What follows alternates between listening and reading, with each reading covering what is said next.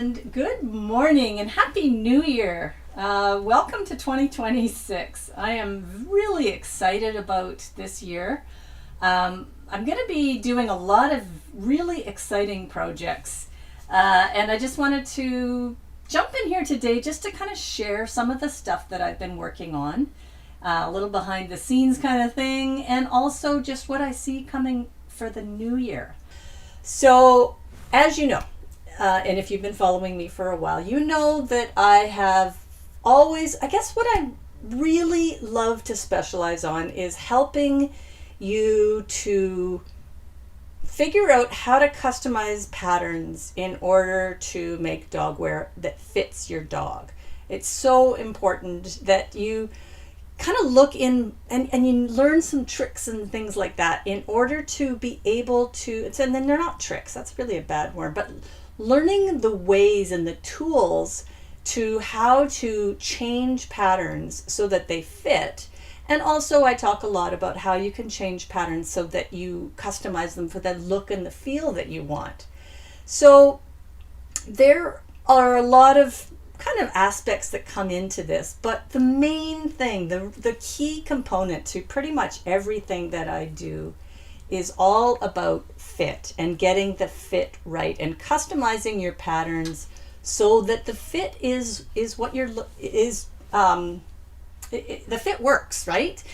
You don't want to have a dog coat and you don't want to spend so long creating some kind of a dog garment and it doesn't fit, or your dog just freezes when you put it on them because it's tight in the chest. They don't want to move.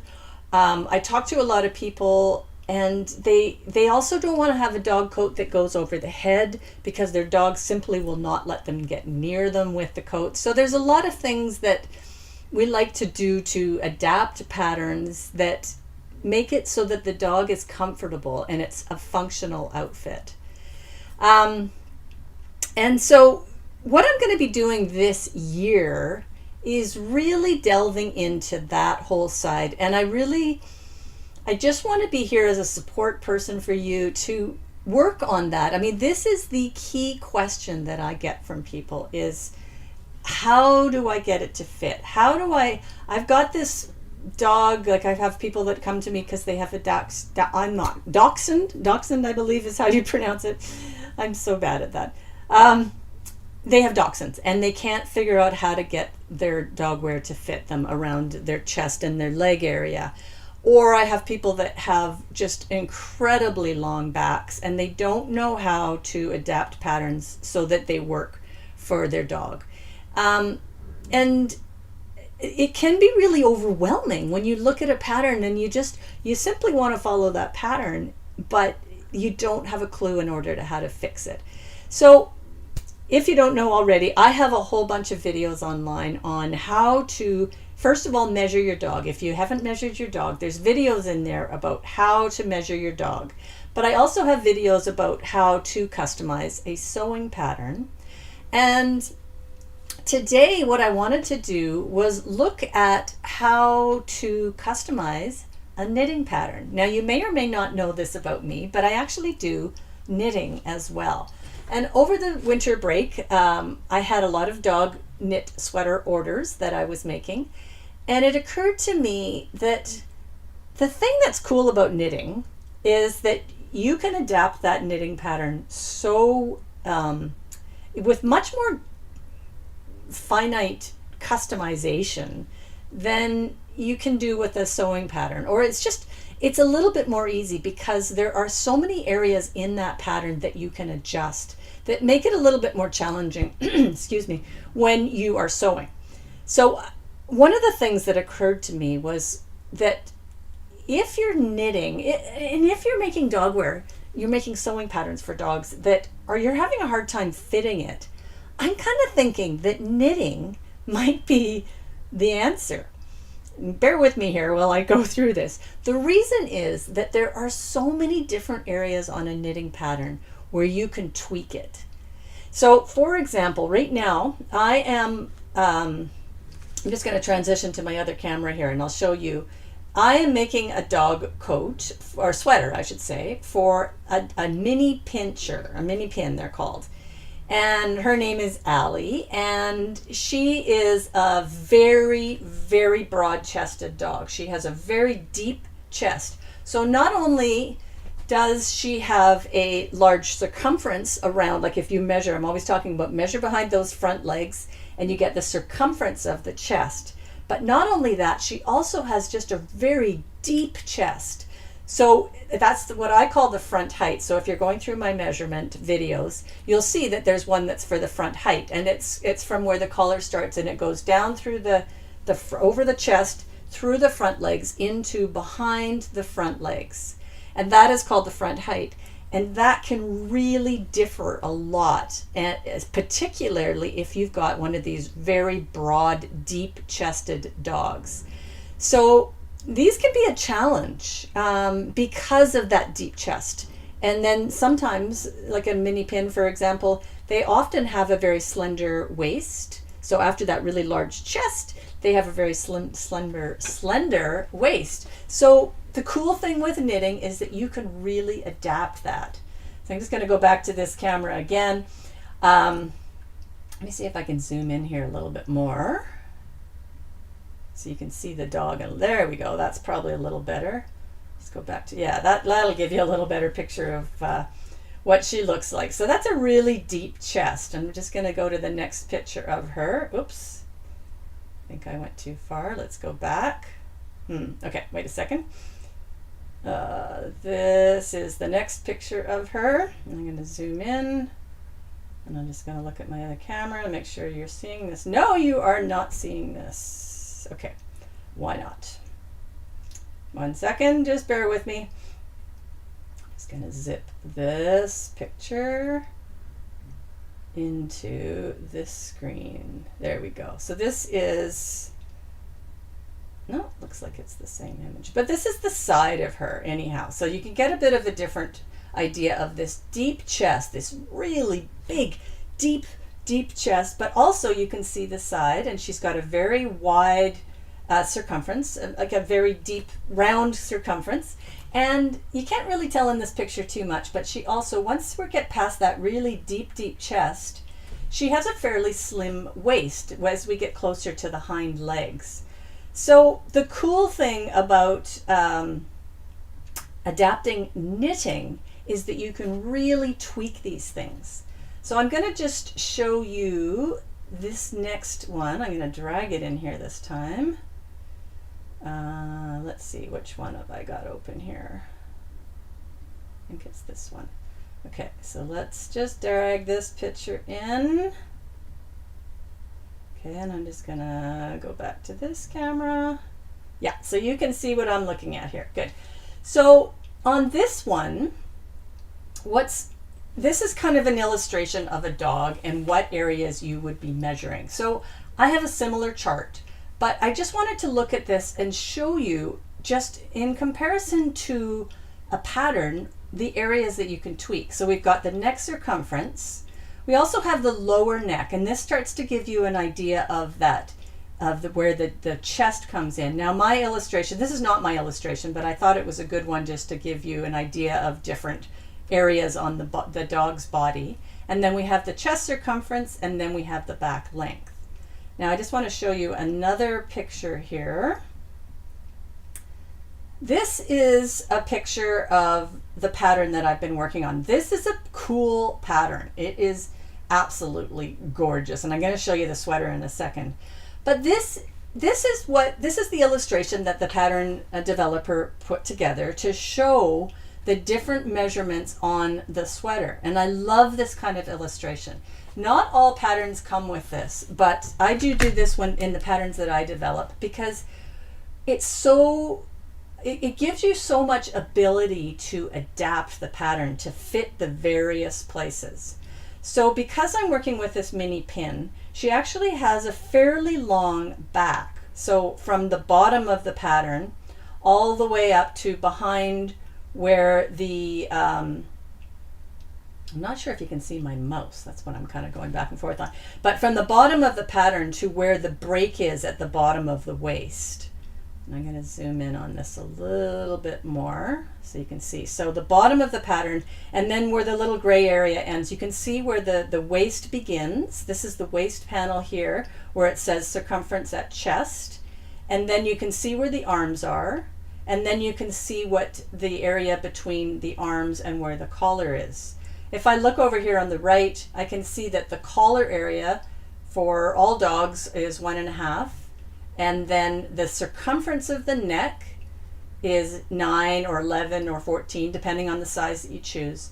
The yoke length, which is from your collar to where the arms begin, this is a key area that you can adapt to based on the dog that you're working for. So if you have one of those really deep-chested dogs, this yoke length is an area that you can adapt. You can change it to add more space in here. So when they say, you know, knit along to this point and then knit 17 more rows or knit 2 more inches or something like that, whatever it may be. And I guess in this case, we're talking for an extra small, knit 3 more inches. But if you have a dog that you've got a measurement there that it says, you know, your measurement is actually 5 inches because you've got a dog that has a very deep chest or a very long neck to withers measurement, you can actually just adapt the pattern to doing 5 inches here. Then if we look at the next section is where the legs are in the dog coat. That's where these little oval circles are. So again, you can adapt that. If you have a dog that has if you're looking, I'm going to flip back to my camera here. If you're looking at a dog and you're looking at their legs, so where they join the body, where the legs start from the bottom of the body, they could be quite wide there and then taper down into a slimmer leg.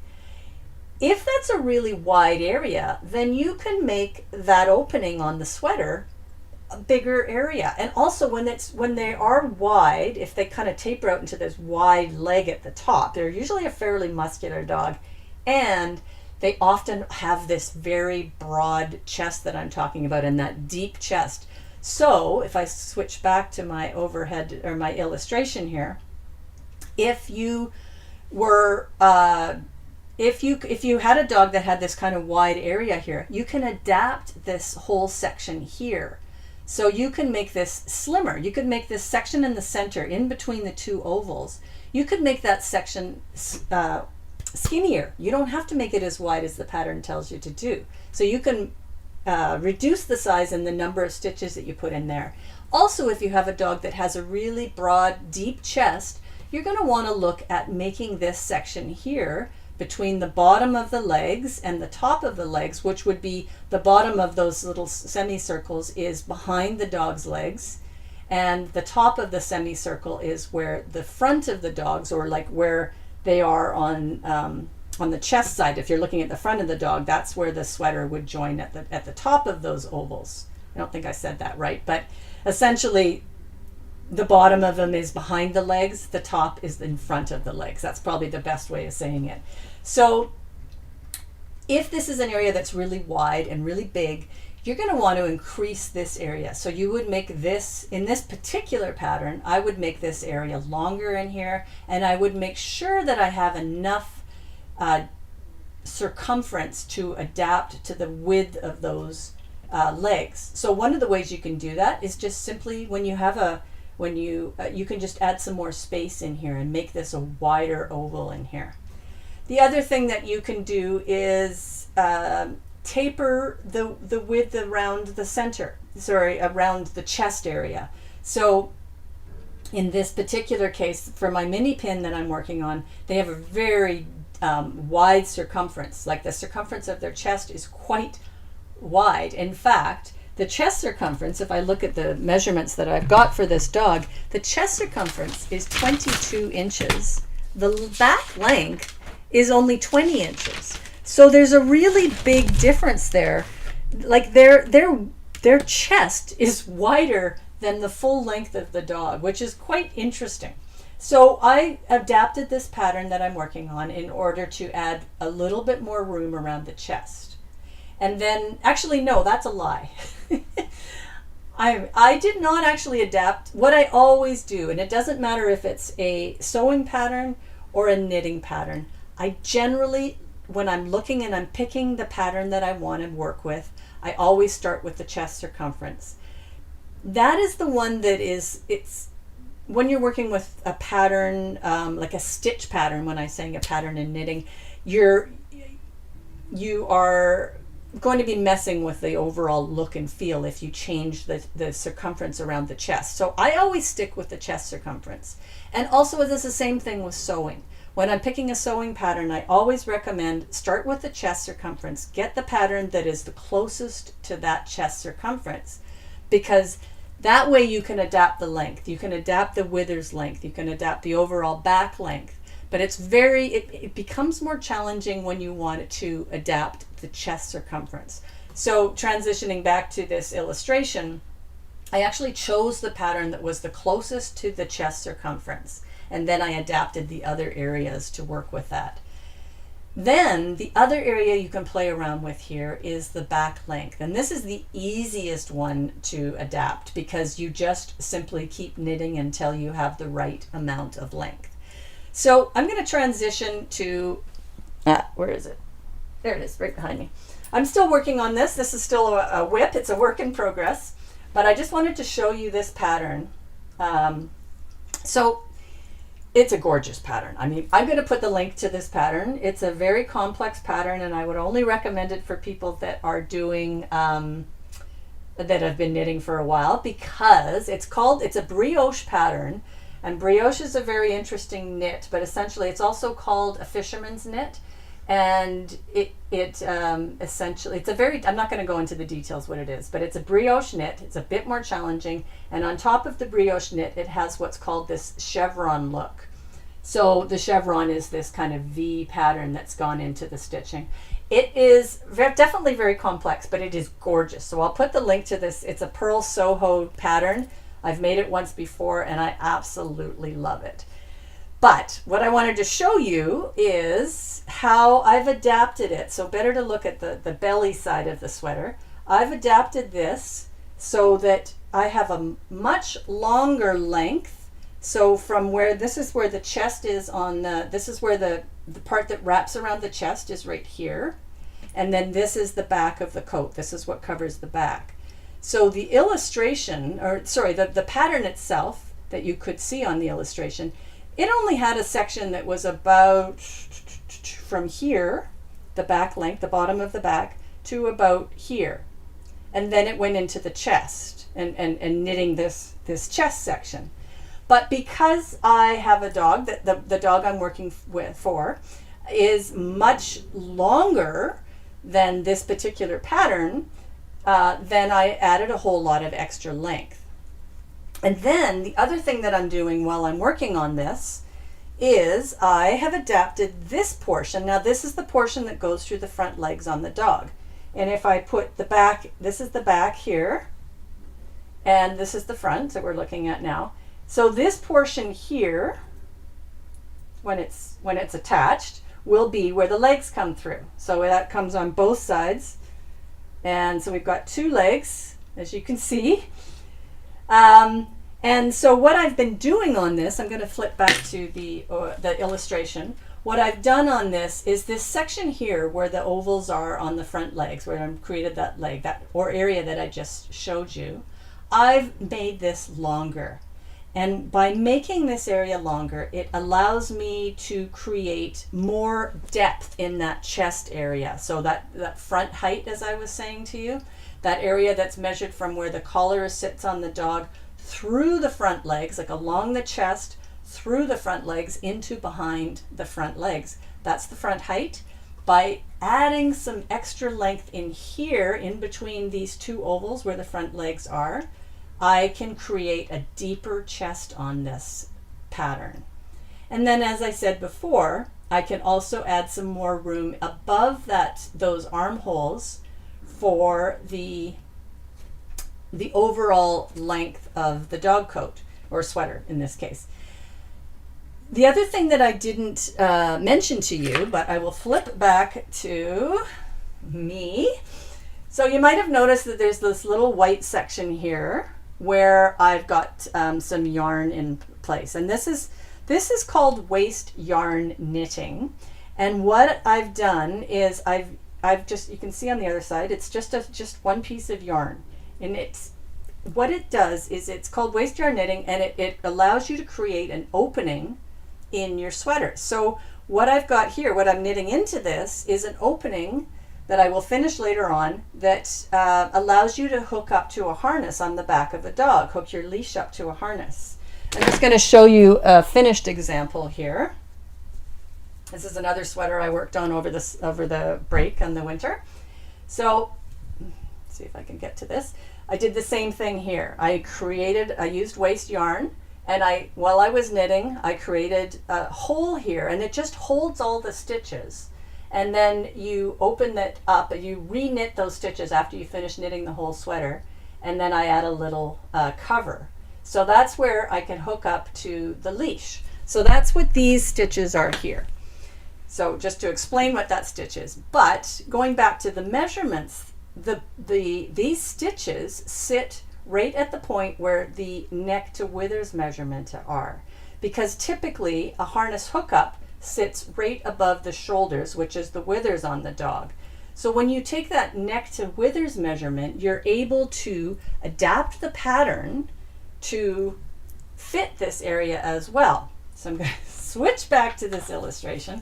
So when I'm looking at the neck to withers, now this illustration looks at the front of the coat, but you can imagine just the back part. When you join up the front and the back portions back together, transition back to me here. When you join these back together, and I'm just at that stage right now where I'm going to start knitting them all together as one whole piece.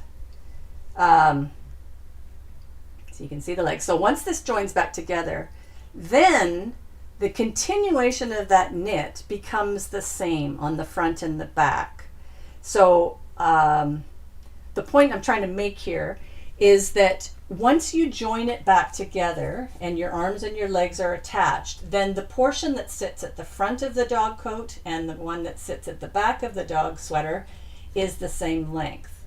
So if you're trying to add some extra depth in here, some extra length to fit a really deep chested dog, you'd want to do it in this section between the ovals on the pattern here on this illustration, where that chest section is.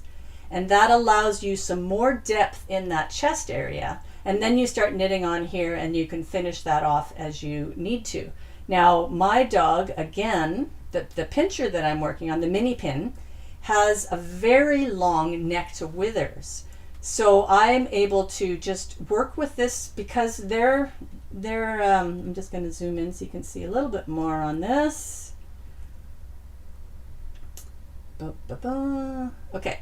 So looking at the numbers here, the back on this, now the back is slightly different from the front, but that's because of this adaptation here. So I'm just going to look at the back because that's where my neck to withers measurement is. I'm working on the size small. So this the 3 indicates is the measurement for the extra small. The 5 is for an extra small, and the 6.5 is for the small. And I've been working on the 6.5. My dog that I'm working on, their neck to withers measurement is 9 inches. So I'm actually adding a little bit more extra room in here to adapt for that. So the neck to withers point actually is at the base of these 2 ovals, because the neck to withers points, if you recall, sits in behind the front legs on the dog. If you drew a line up from right behind those front legs right up to the spine, that's where the withers is on the dog. So I'm adding some extra space in here in order to adapt for that extra space that I need for the dog. So just so that you can kind of start to imagine how you can adapt patterns, particularly for knitting, to work with the different varying spots on that dog that you're working for, your own dog, or if you're making a sweater for someone else. So there's a lot of ways with knitting to do this. And what I was kind of touching on earlier is that by doing a knitting pattern, if you know how to knit, it allows you to start to think into different patterns. So primarily what I've been talking about for people and the videos that I've been showing you have been working with my cozy coat, which is very simple. Has a wrap around the neck, it has a wrap around the belly. The chest section is open. So you're not covering up this section. You're not worried too much about the depth, that front height.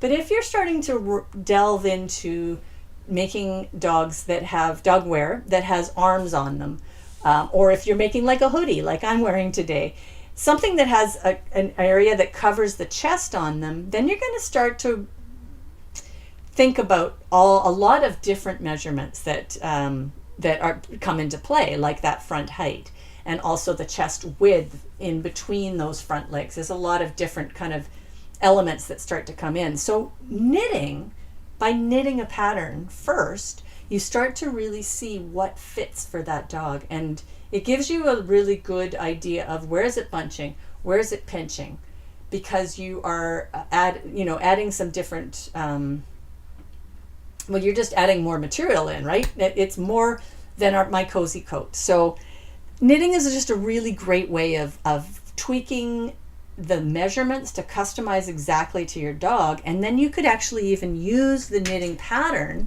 your finished product, to start measuring and figuring out how you might make adaptations to a hoodie pattern or something that's covering, like something that you're sewing.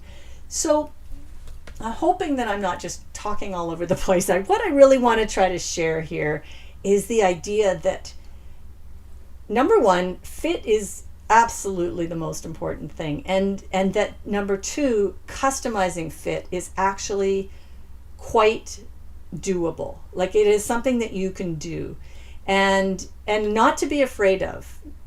And as you start to work on this, there are just so many different options and things that you can do. It just opens up a whole new world for you. So full circle back to what I'm trying to do here this year. The plan for 2026 is to really I kind of want to be your mentor and here to help you kind of work through these ideas to customize patterns so that they fit your dog, and also to help you through any problems, any roadblocks that you might hit, and just give you the confidence to take these projects on and to start to think outside the box. And my hope is that you'll start to get really excited and get creative and start to think about some new ideas that kind of stretch beyond the basic patterns that you're buying.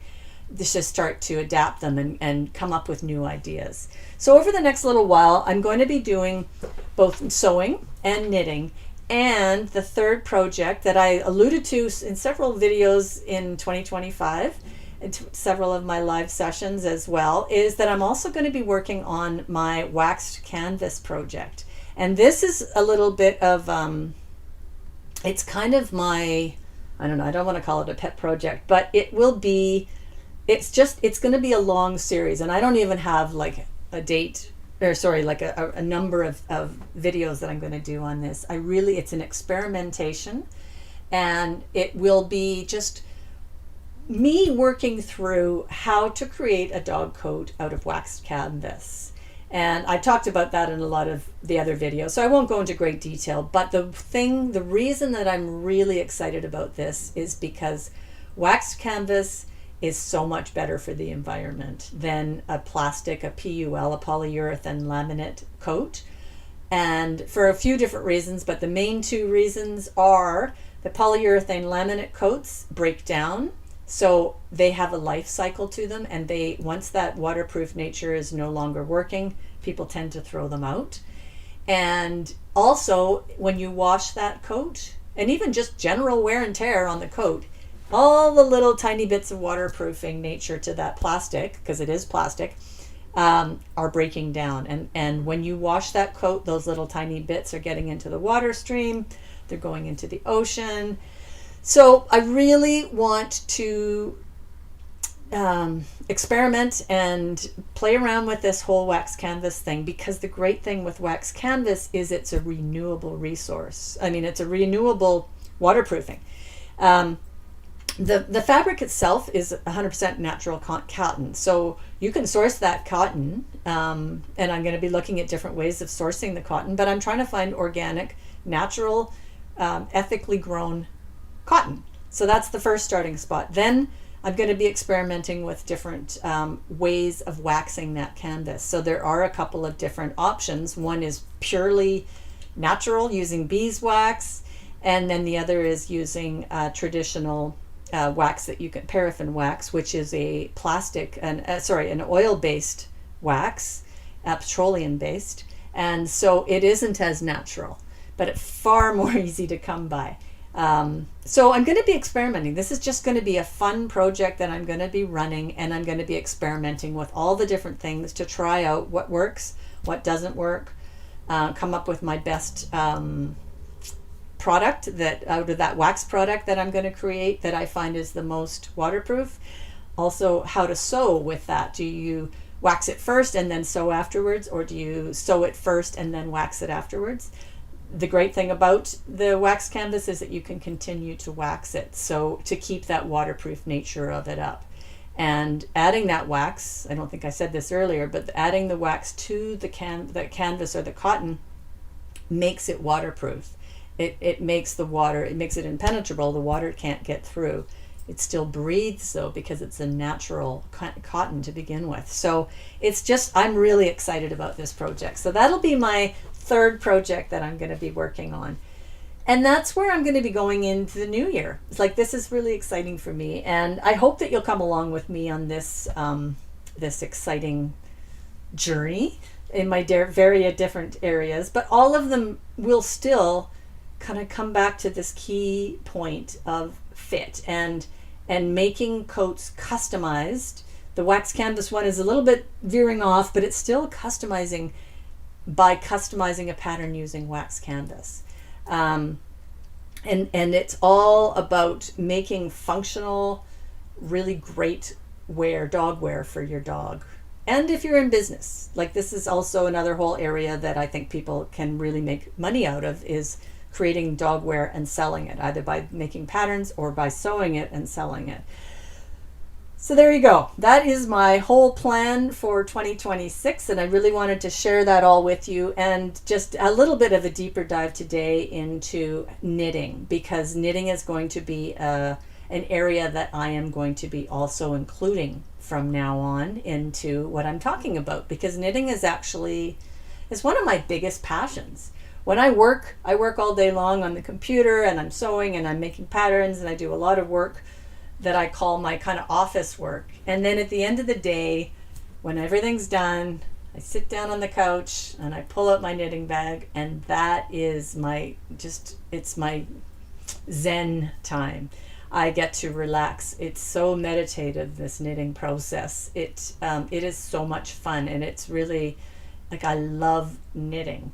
And I was thinking about over the holidays, is I'm not sharing enough of that side of what I do as well, because that is a good portion of what I do with my days. So that's going to come into what I do in YouTube this year as well. So I hope that this is something that you will find interesting and come along on this journey with me as well. And if you have any questions about any of these things, I really do hope that you can reach out to me. As always, you can always email me. If you're on my email list, then email questions to me privately, or just simply comment on the YouTube videos, and I will always respond. I do have a lot of questions that come in about different things, like how do you do it with dachshunds, and how do you do it for short-legged dogs, long-legged dogs, all sorts of different questions. And so I love answering those questions. So by all means, just add your questions into the comments on a video, and I'll get back to you on that. And if you are not on the mailing list, I will put the link down below in the description for how you can sign up to that. And so then you know whenever time I'm going live, or anytime I put a video out. So any questions that you have, by all means, send them off there. Just checking the live chat right now. It doesn't look, I always miss these things, but I'm looking at the live chat and I don't see any questions here today. So if you do have any questions once you've watched this video, just send them off to me either by comment or by email, and I will get back to you. And I will be going live every Thursday now. I'm going to be back on schedule. Oh, one last thing that I wanted to touch on, which I forgot, I meant to do this when I started out, was the Festive Dog Coat, the series that I was working on before Christmas. That is complete, but not live yet. So those videos will be coming up. I apologize, but I had a few things that I really wanted to work out in terms of explaining, and that's taken a little bit longer to put together, but those videos are coming out. So if you've been following along on that series, those will be coming. I haven't forgotten about you. Yeah, so I hope this is helpful to you today, and by all means send off any questions that you have, and we will see you next week. All right, bye.